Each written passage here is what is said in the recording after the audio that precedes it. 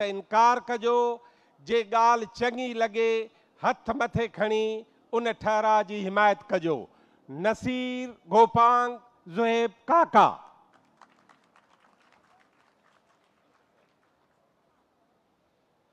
Thank you so much. बस ये करारदादूं भी आहिनि ऐं गॾोगॾु थैंक्स लाइ बि अव्हांखे चवंदुसि अव्हां सभिनी जी तमामु घणी महिरबानी। वधीक वक़्तु न वठंदासीं। मूंखे ख़बर आहे त काफ़ी देर खां बि वेठा आहियो, 3 ॾींहंनि ताईं मुसलसल ईंदा रहिया आहियो। हीउ अव्हांजो फेस्टिवल आहे, बसि इहो ई त हर साल ईअं ई अव्हांजो अचणु असांजी दिलि वॾी करे छॾींदो आहे। पंहिंजनि मेलनि जी, मलाखणनि जी, पंहिंजे कल्चर जी, सकाफ़त जी, ॿोली जी ईअं ई हिफ़ाज़त कंदा रहो। ईअं जीअं अॼु अव्हां नौजवान शाइरनि खे दाद ॾिनी, ईअं ई पंहिंजनि लेखकनि खे दाद ॾींदा रहो। सो अव्हां सभिनी तमामु घणी महिरबानी। बसि मुख़्तसिर करारदादूं आहिनि ज़ुहैब बचो। ऐं आख़िर में जेके भी असांजा सपोर्टर रहा ज़ुहैब उन्हनि जो भी थैंक्स चवंदो। अहमद शाह साहब आपका बहुत शुक्रिया। ही जेको मेलो मतो आहे वरी आउं ज़िक्र न कंदुसि खोड़ मुश्किलातूं, पर शाह साहब जो हिकिड़ो तकिया कलाम असां ठाहे छॾियो त मैं हूं न। सो उन लाइ ज़ोरदार ताड़ियूं थी वञनि। सो इन सॼे मेले खे मांडाण खे मचाइण में मोहम्मद अहमद शाह साहब जो तमामु हिकिड़ो कलीदी किरदारु आहे, अहम रोल आहे। उन सां गॾोगॾु आपा नूरुल हुदा शाह साहिबा, डॉक्टर अयूब शेख साहब, आर्ट्स काउंसिल जी पूरी टीम, असांजा जेके वॉलंटियर आहिनि टेक्निकल, उन्हनि सभिनी जी तमामु घणी महिरबानी। हिकु हिकु दोस्त जी तमामु घणी महिरबानी। सो इंशाल्लाह हयाती रही तो वरी पाण मिलंदासीं ऐं अहिड़ा जश्न मल्हाईंदा रहंदासीं। बसि मुख़्तसिर करारदादूं आहिनि। 6 अच्छा जीअं डॉक्टर साहब अव्हांखे चयो जेकॾहिं मुतफ़िक़ हुजो त हथ मथे ज़रूरु खणिजो। हीउ सभु रिकॉर्ड जो हिसो आहे, रिकॉर्ड थियनि पियूं, मीडिया जे दोस्तनि में बि विराईंदासीं, उर्दू ऐं सिंधी में आहिनि। 6 सिंध लिटरेचर फेस्टिवल की कामयाबी ते सिंध जो आवाम जस लहे, जंहिं मुसलसल सकाफ़ती सरगर्मियुनि जी आजियां कई, मदद ऐं सहकार कयो ऐं पंहिंजी आमद सां असांजे चमन में बहार जहिड़ो मौसम आणे छॾियो। असां इन फेस्टिवल में सिंध जे वॾे वज़ीर, कल्चर मिनिस्टर, समूरनि कॉम्प्रस धुरियनि, एंडोमेंट फंड ट्रस्ट जे सरबराह अब्दुल हमीद आखुन ऐं ॿियनि पार्टियुनि जे अॻुवाणनि ऐं मुल्क जे समूरनि दानिशूरनि, अदीबनि, शाइरनि, फ़नकारनि, मीडिया जा तमामु घणा थोराइता आहियूं, जंहिंजी मदद सां हिन फेस्टिवल जो मयार में वाधारो आयो ऐं असां अव्हां सभिनी जा बि तमामु घणा थोराइता आहियूं। ही मुख़्तसिर करारदादूं आहिनि। करारदाद नंबर 1 आहे त सिंध में क़यामत खेसि ॿोॾ ऐं बरसाति जे करे तबाह थियल लखे माण्हुनि खे बहाल करण लाइ हंगामी बुनियादनि ते क़दम खयां वञनि। छा अव्हांखे क़बूल आहे?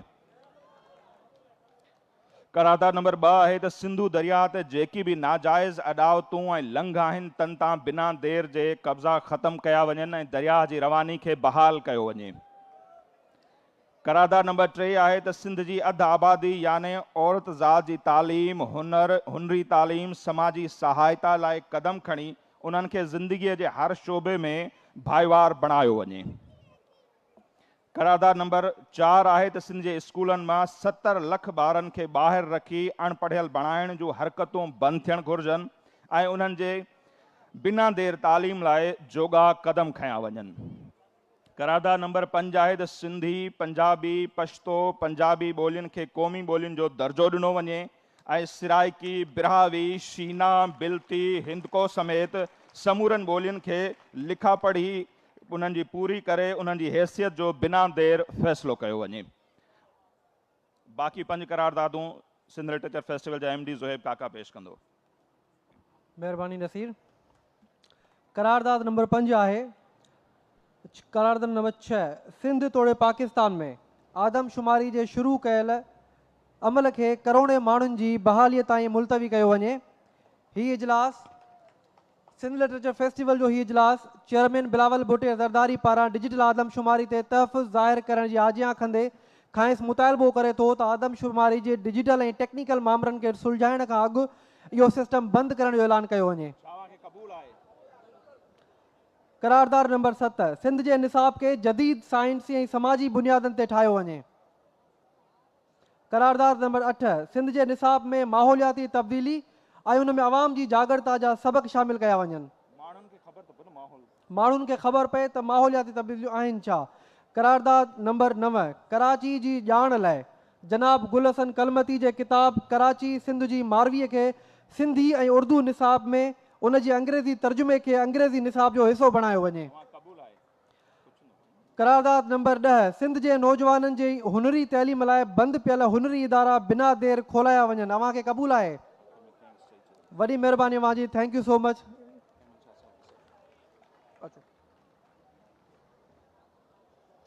वेंदे वेंदे वेंदे वेंदे ॿ लफ़्ज़ असांजो MD सिंध लिटरेचर फेस्टिवल जनाब ज़ुहैब काका खे गुज़ारिश कंदुमि त हू असां हिकिड़ा 2 मिंट ॻाल्हाए, 3 मिंट न 2 मिंट।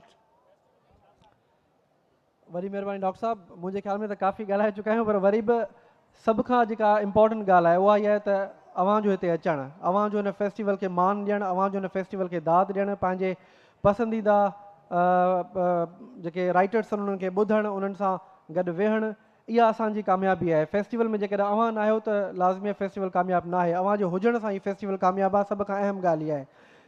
ॿी जेका अहम ॻाल्हि आहे उहा इहा आहे त जेके असांजा स्पॉन्सर्स आहिनि, जेके सपोर्टर्स आहिनि, उहे असां सां गॾु हूंदा त ई मेला मचंदा रहंदा। उन्हनि खे बि गुज़ारिश आहे त अॻियां खां ई मेला जारी रखण जे लाइ मुख़्तलिफ़ वक़्तनि ते सहायता कंदा रहनि। गॾोगॾु अहमद शाह साहब जे हवाले सां आऊं बि ज़रूरु चवंदुसि, नसीर बि चयो आहे, आऊं बि चवंदुसि त बिल्कुलु हू जीअं चवनि था उहे थींदो आहे, ऐं जेके बि असांजो मुश्किलातूं हूंदियूं आहिनि उन्हनि में हमेशह असांजो साथ ॾींदा रहनि था।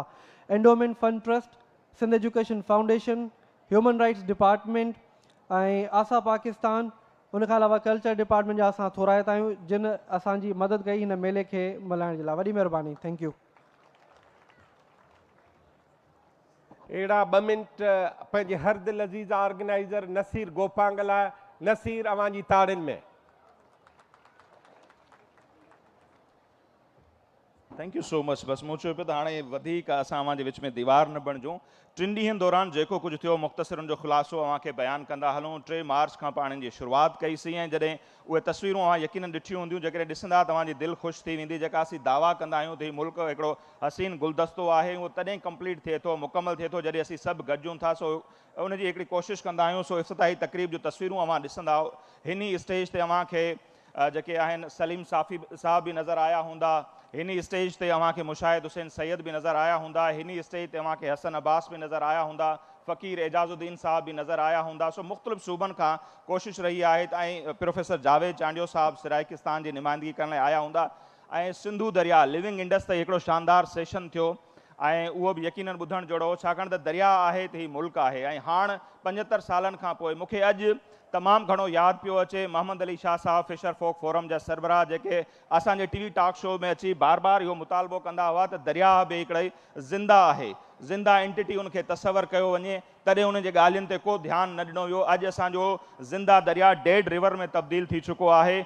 जॾहिं दरिया मरंदा आहिनि त सकाफ़तूं, क़ौमूं, मुल्क तबाह थी वेंदा आहिनि। ऐं अॼु असां पंहिंजे मुल्क खे पाण तबाही जे किनारे ते पहुचायो आहे। 35 लख खां वधीक एकड़ जेका ज़मीन आहे, समुंड असांजी गिड़काए पियो, छाकाणि त दरिया जो पाणी कोटड़ी खां हेठि नथो वञे।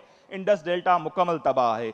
75 सालनि खां पोइ हाणे हिन हुकूमत खे सम्झ में आई आहे ऐं यूनाइटेड नेशन सां गॾिजी हू लिविंग इंडस प्रोजेक्ट हू शुरू करणु वञनि पिया। उन ते ज़बरदस्त डिस्कशन थी, दरिया ऐं ज़िंदगी, उन सां गॾोगॾु कॉम्प्रेस सियासत ते सेशन थिया। क्लाइमेट चेंज जीअं त असांजो थीम हो, उन जे हवाले सां ज़बरदस्त सेशन थिया। ॿिया खोड़ सारा सेशन थिया। ट्रांसजेंडर जेका कम्यूनिटी आहे उन्हनि खे शिकायत रहंदी आहे त असांखे नथो ॿुधो वञे, असांखे अहिड़नि फेस्टिवल्स में नथो घुरायो वञे। 2017 में बि असां उन्हनि खे घुरायो हो ऐं हिन दफ़े बि ट्रांसजेंडर्स जो असां ज़बरदस्त सेशन रखियो। आपा नूरुल्दा शाह साहिबा उनखे कंडक्ट कयो। हालात हाज़रा ते ॻाल्हि ॿोल थी, नाविल ते, कहाणी ते, तारीख़ ते। ऐं गुलसन कलमती साहब, उन्हनि जे लाइ दुआ बि ज़रूरु घुरिजो, अॼुकल्ह हू बीमार आहिनि। उन्हनि जेको किताबु आहे कराची सिंध जी मारी, द ग्लोरी ऑफ ईस्ट, उन ते ज़बरदस्त सेशन थियो। गुलसन कलमती साहब बि आया ऐं ॿिया खोड़ सारा सेशन थिया, यकीनन उहे अव्हां ॾिठा हूंदा। सो हीउ हिकिड़ो मुख़्तसिर तारुफ़ आहे सिंध लिटरेचर फेस्टिवल जो। 2016 खां हिन जी पाण शुरूआति कईसीं ऐं हीउ 6हों आहे। 2 न थी सघिया मुख़्तलिफ़ सबबनि जे करे, कोरोना ऐं ॿिया कुझु सबब हुआ, न त पाण 8हों फेस्टिवल कंदा हुजूं। हा, बहरहाल ईअं अव्हांजो साथ रहियो ऐं असांजी हयाती रही, अव्हांजो साथ असांजो हिमत वधाए थो। सो इंशाअल्लाह हीउ फेस्टिवल पाण कंदा रहंदासीं। डॉक्टर साहब, अव्हांजी बि तमामु घणी महिरबानी।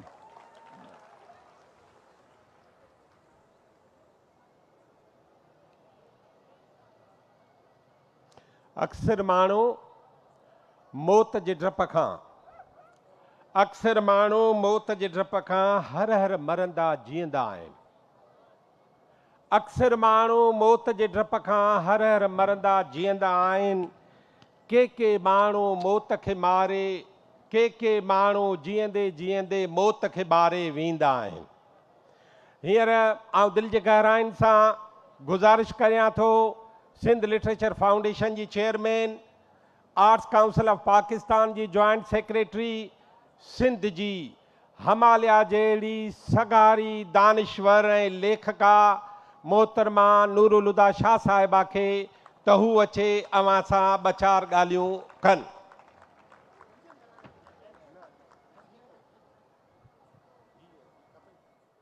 सही है ना? हलो, आवाज़ अचे पियो? सही है। तव्हांखे आवाज़ अचे पियो?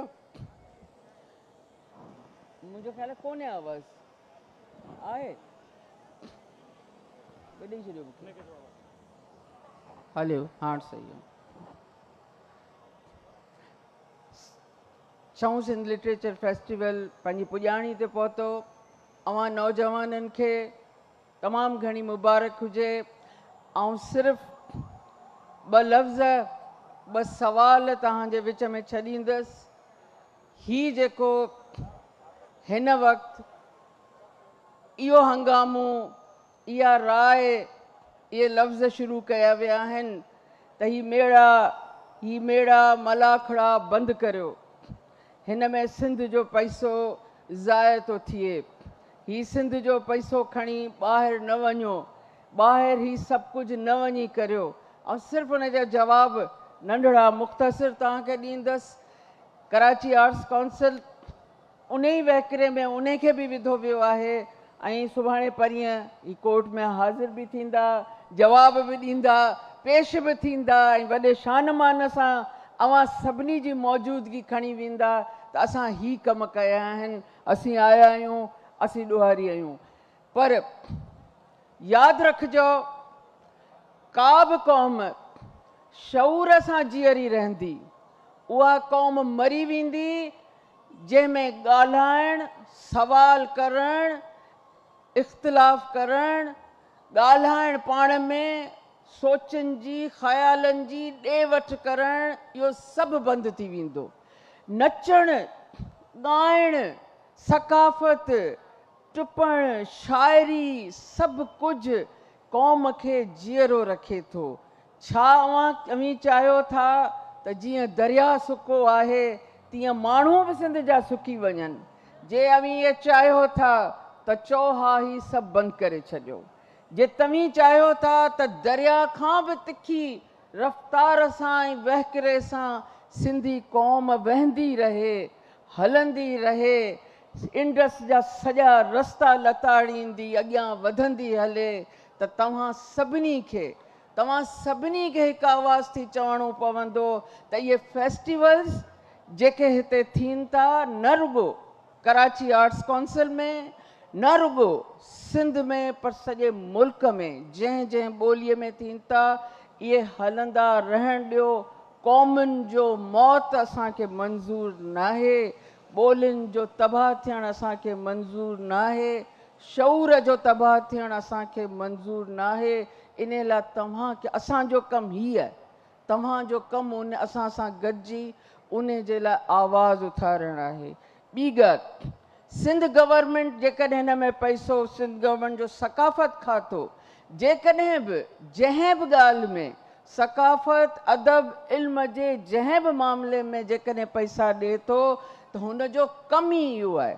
हुनजो कमु इहो न आहे त हू पैसा खणी जेको आहे सिरे आॾो रखी सुम्ही रहनि ऐं उन खां पोइ जॾहिं साल पूरो थिए त उहो बजट इस्तेमालु ई न थिए। जेको बजट हुननि जे हिसे में आयो त उहो सकाफ़त खे, ॿोलीअ खे, अदब खे, इल्म खे ऐं शऊर खे जीअरो रखनि, उहो बजट ख़तमु थी वेंदो। इन्हनि शयुनि खे सम्झो। जेके माण्हू इहे ॻाल्हियूं कनि था उहे क़ौमुनि जी ऐं ॿोलियुनि जो मौत चाहिनि था, उन्हनि खे जीअरो नथा ॾिसी सघनि। ऐं जीअरो रखणु तव्हांजो कमु आहे, असांजो कमु ऑक्सीजन भरणु आहे। महिरबानी।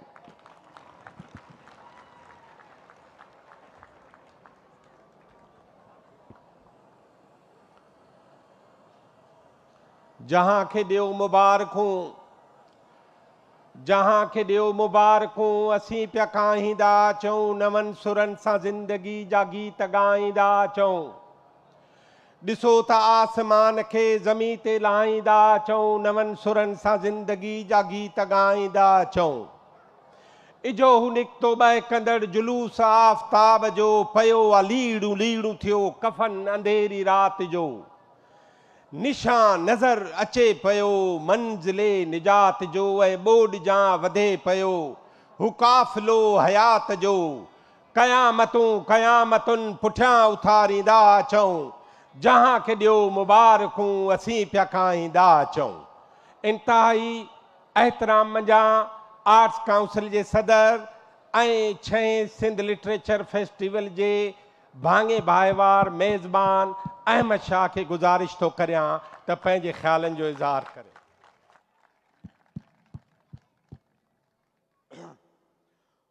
आप सबको बहुत बहुत मुबारक हो। आज चार दीवारी में खड़े होने की जगह नहीं है। This is all because of U. अच्छा, मैं ज़्यादातर नौजवान हैं और मेरे से ज़्यादा समझते हैं। उनके हाथ में वो एक उनकी हथेली पे एक स्मार्टफोन रखा हुआ है। दुनिया के सारे उलूम उसके ज़रिए हासिल कर सकते हैं। अपने लिए सिंध ने बहुत तरक्की की है, तो रोना धोना कम करना है, हमें नारेबाजी कम करनी है और तरक्की कैसे करनी है इस रास्ते पे चलना है। नारेबाजी दुनिया का सबसे हसीन काम है। कभी इसने पीछे लगाया उसके लिए नारा, कभी उसने पीछे लगाया उसके लिए नारा, कभी 8वें ने लगाया अपने लिए नारा।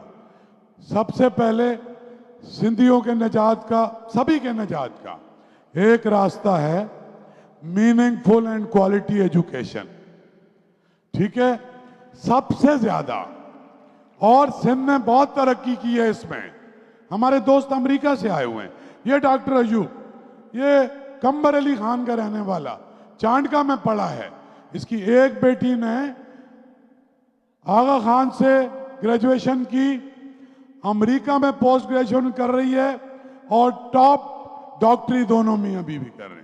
इसकी दूसरी बेटी हीर, उसने लम्स से पढ़ा, उसके बाद हार्वर्ड यूनिवर्सिटी स्कॉलरशिप पे दी। हर सिंधी बच्चे और बच्ची को ये करना है, कोई चीज इनसे बाहर नहीं है। ये भी लोअर मिडिल क्लास का आदमी है। ये भी मोटरसाइकिल पे लाड़काना से आया था, कोई गाड़ी नहीं थी। इसके बाप के पास 4 एकड़ जमीन भी नहीं है।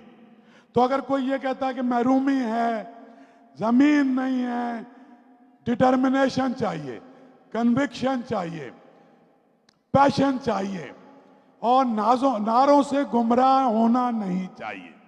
सबसे पहले अपना कैरियर बनाना है, किसी के पीछे नहीं भागना है बिरयानी खाने के लिए। अपना कैरियर सबसे इंपॉर्टेंट है। एक बात सुनो, जिन्होंने तुम्हें तकलीफों से पाला है, कोई मजदूरी करता है, कोई ड्राइवरी करता है, कोई किस गोठ में रहता है, कोई खुशहाल भी होगा। वो सिर्फ ये चाहते हैं कि जो मैं हासिल नहीं कर सका मेरा बच्चा हासिल करे, मेरी बेटी। ये वाहिद रिश्ता है जो आप चाहते हैं कि आपसे आगे आपके बच्चे जाएं। बात सुनो, तालीम, और अब तालीम अगर स्कूल कॉलेज में अच्छी नहीं है, तुम्हारे पास ये मोबाइल है, तुम इनफॉर्मल रेफरेंस किताबें लाखों करोड़ों इस पे हैं। अपने आप को नॉलेज बेस्ड एजुकेशन देनी है, नॉलेज बेस्ड। आईटी को खास फोकस,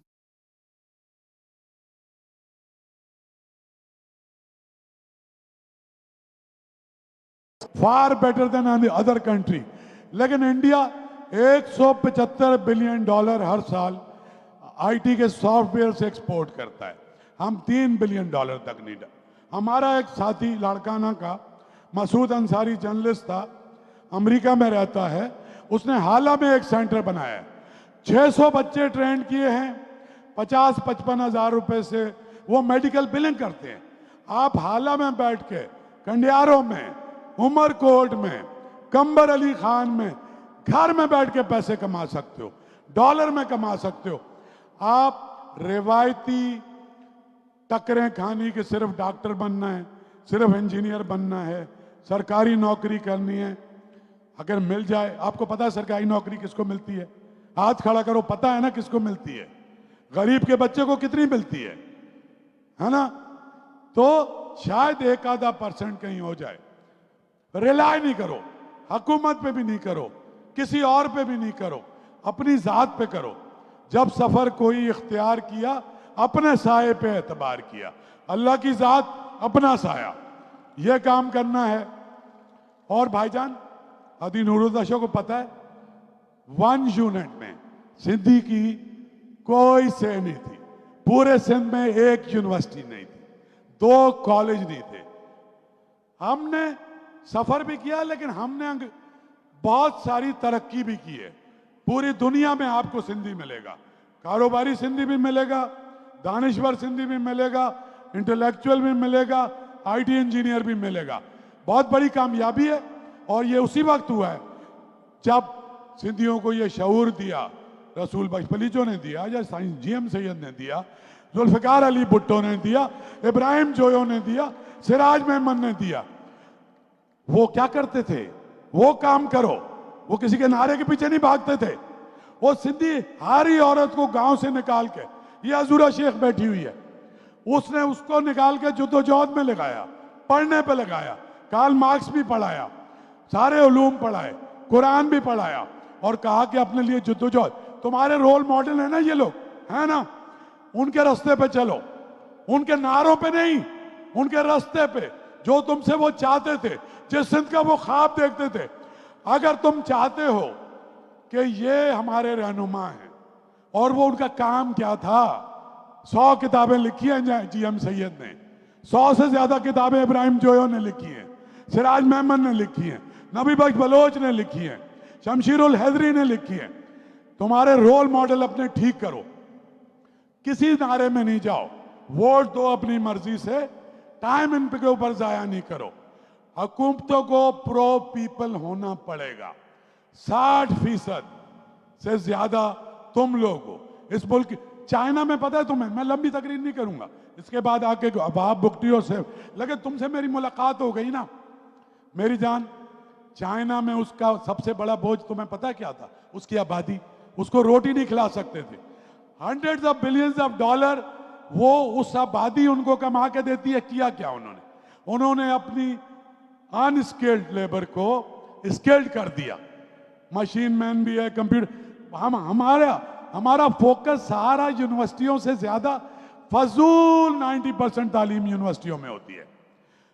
बहुत ज्यादा जुल्फिकार अली भुट्टो ने टेक्निकल एजुकेशन के सेंटर बनाए पूरे सिंध में, पाकिस्तान, लेकिन उनका हाल खराब है। टेक्निकल एजुकेशन, आईटी एजुकेशन और ये सारे काम करने हैं। दूसरी बात, आप दुनिया की सबसे बड़ी और सबसे पुरानी तहजीब के वारिस हो। यानी जब दुनिया में किसी को कुछ नहीं पता था, 7000 5000 साल पहले मेहरगढ़ और मोहनजोदड़ो में ड्रेनेज सिस्टम था जो आज भी कराची में नहीं है। बाकायदा एक हवा का निजाम था। उनकी औलादें हो तुम, ठीक है? तो करना क्या है? मुहज़्ज़ब होना है। किसी बच्ची को करीब से गुजर के छूना नहीं है, किसी से लड़ाई नहीं करनी है, कोई बदतमीजी नहीं करनी है। सिंधियों ने साबित करना है कि वो दुनिया की मुहज़्ज़ब तरीन कौम है। इनके बुजुर्गों का भी यही था। कोई एक भी गंदा अंडा किसी तुमको बदनाम करने के लिए यहां पर किसी बच्ची की तरफ आंख उठाए या कहीं बैठ के इधर नशा कर रहा हो, यहां तुम्हारी बहनें भी हैं, माएँ भी हैं, बेटियां भी हैं, तुम खुद ही मुहाफिज हो। तुमने सारे मुआवजों को भी ये बताना है, हमें किसी मुहाफिज की जरूरत नहीं है, हम अपने घर की हिफाजत कर सकते हैं, ठीक है? और ऐसे ही करोगे ना, आज 5000 इधर हैं, कल YMCA में जाएंगे, परसों इंशाल्लाह स्टेडियम भरेंगे सिंधियों से, उनका म्यूजिक करेंगे, उनकी चीजें करेंगे। लेकिन कोई 5000 साल पहले एक असला नहीं निकला, कोई बर्छी नहीं निकली, कोई बंदूक नहीं निकली। ये जो हमारा जो एक पीसफुल रेजिस्टेंस, पीसफुल को एग्जिस्टेंस और एजुकेट करना आपको, ये हमारा मिशन है। ये तुम मुझसे ज्यादा बेहतर समझते हो। तुम्हें देख के और एक चाय देख के ना मुझे खुशी हुई। और मैं ये क्यों करता हूं? मैं तो तुम्हारे लिए करता हूं। एक बात सुनो, ये तो मेरा घर है ना सिंध। अभी लाहौर गया हूं, पूरे लाहौर को जमा किया, तुम्हारा पैगाम लेके गया हूं। पाकिस्तान की हिस्ट्री का सबसे बड़ा प्रोग्राम सिंधी करके आए हैं पंजाब में। यह भी तुम्हारे लिए फख्र की बात है। केपी भी जाएंगे, गवादर भी जाएंगे, तुम साथ चलो हमारे। ये एक सकाफती काफिला 5000 साल पहले जो दुनिया को लीड करता था, वो इंडस सिविलाइजेशन इस शहर से, हैदराबाद से, सक्खर से, लाड़काना से दोबारा इस मुल्क को इंटेलेक्चुअल लीडरशिप इंशाल्लाह प्रोवाइड करेगी। तुम्हारा बहुत शुक्रिया।